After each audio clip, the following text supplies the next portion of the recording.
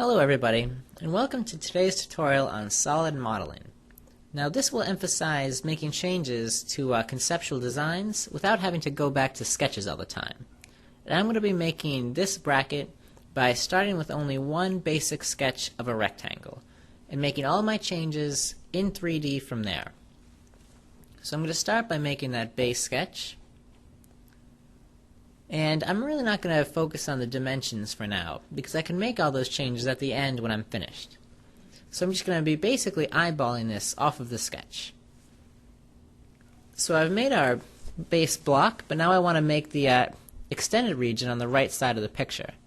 And to do that, I'm going to select the edge and extend it. So normally that creates a surface if I extend it one way or the next, but if I hold down Control, it actually copies that line, just like if I move and hold Control, it'll copy a face or copy a hole to a different location.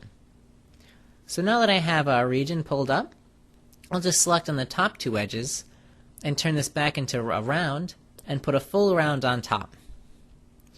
So it's starting to look a little bit more like the picture, but I want to extend our region here.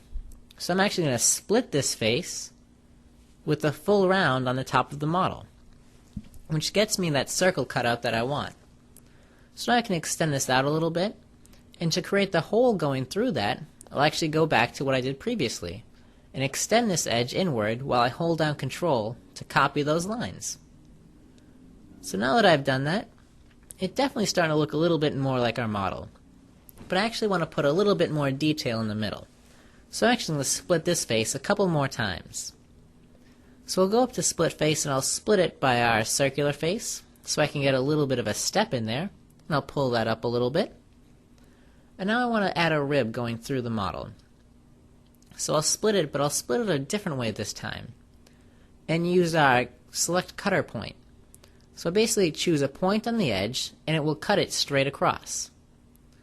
So now I'll split it one more time, but this time I'll select the 2-point option, where I can select a point on one edge, select one on another edge, and thereby create a line.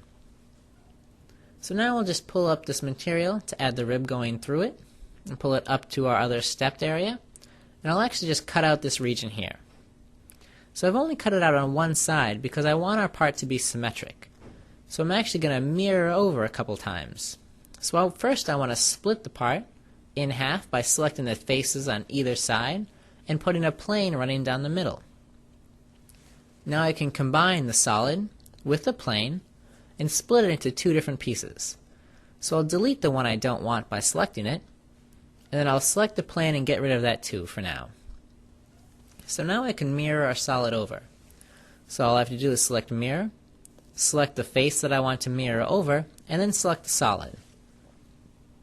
So I'll do that one more time on the front. So now I have a part that definitely starting to resemble the picture.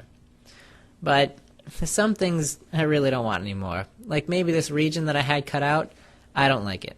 So I'll fill it in on one side, and notice that it's gone on the other side. That's because our part is still holding by this mirror association. So if I change the size of the step, notice it changes on both sides. And now would be a great time for me to change the height of my cylinder. So if I change one, they both update. So once I'm done making any changes that I really want to hold symmetric, I'm actually going to get rid of these mirror planes, just because I only want them temporarily. So a good way to delete the mirror planes on your model is to select the entire model, which will show you all of the mirror associations that are there. So you see I have two, and I'll select one and delete it with the delete key. And I'll go back, select the entire model, select the plane, and delete it. So now our solid is not obeyed by any mirror associations. But let's start to add the rounds to the model. So I'll select our bottom edges and put a nice big round in, and double click to get this chain of edges and round that too. So now I've actually forgot to put in those holes that I needed there. So I need to get a good way to put them there. So another way we can make some solid modeling is by selecting the cylinder, like you see here, and I can actually copy it, and by clicking on the model here, it pastes it in exactly where I selected on the model. So it's a little big, so I'll resize it, and I'll go ahead and copy that cylinder that I've resized and paste it on the left side of the model.